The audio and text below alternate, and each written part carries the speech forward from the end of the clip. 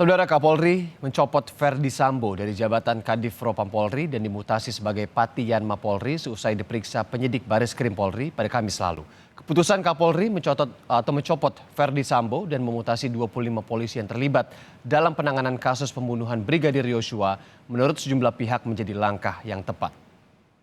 Sampaikan permohonan maaf kepada institusi Polri. Demikian juga saya menyampaikan bela sungkawa atas meninggalnya Brigadir Yosua.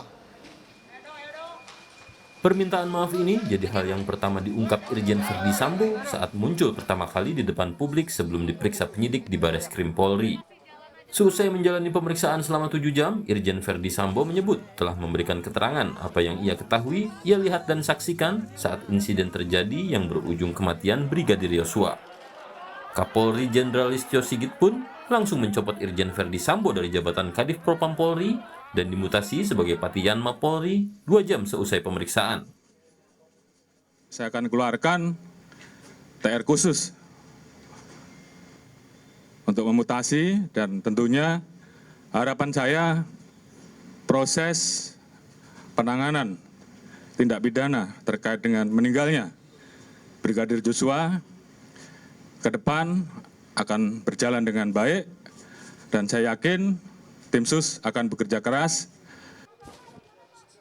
Anggota Komisi 3 DPR RI Habibur Rahman menyebut keputusan Kapolri mencopot Verdi Sambo dan memutasi 25 polisi yang terlibat dalam penanganan kasus pembunuhan Brigadir Yosua sebagai langkah cepat. Habibur Rahman juga memuji penuntasan kasus pembunuhan Brigadir Yosua yang turut menggandeng Komnas HAM dan institusi lain.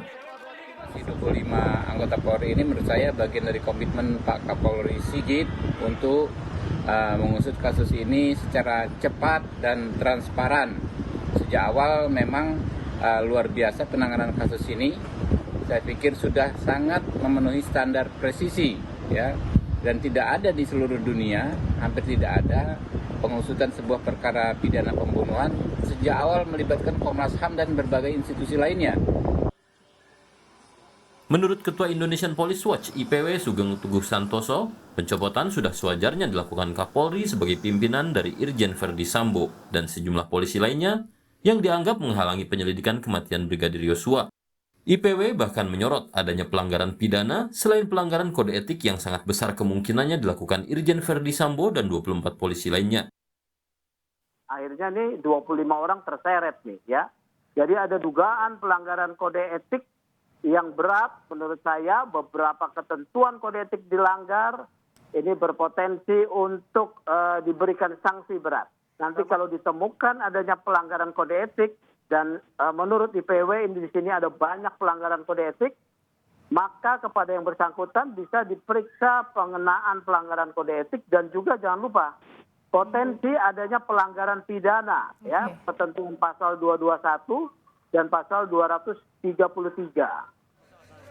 Sementara, keluarga Yosua Huta Barat termasuk sang ayah terus memantau perkembangan penyidikan kasus yang menewaskan anaknya. Terlebih, ada pasal persekongkolan yang dijeratkan pada Eliezer yang membuka peluang adanya tersangka lain dalam kasus ini. Saya sangat mengapresiasi. Oke, Pak Samuel, bagaimana tanggapannya pasca Polri menetapkan Barada Eliezer sebagai tersangka? Saya sangat mengapresiasi kinerja Bapak Listio Sigit yang sudah membentuk tim khusus untuk penyelidikan kasus anak kita almarhum Yosua.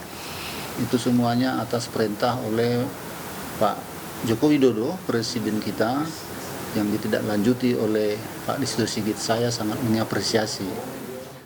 Kini, Samuel Huta Barat dan keluarga menanti dengan sabar proses demi proses yang dilakukan Polri dan penuh harap Polri bisa mengungkap secara terang kasus kematian putra sulungnya, Brigadir Yosua Huta Barat.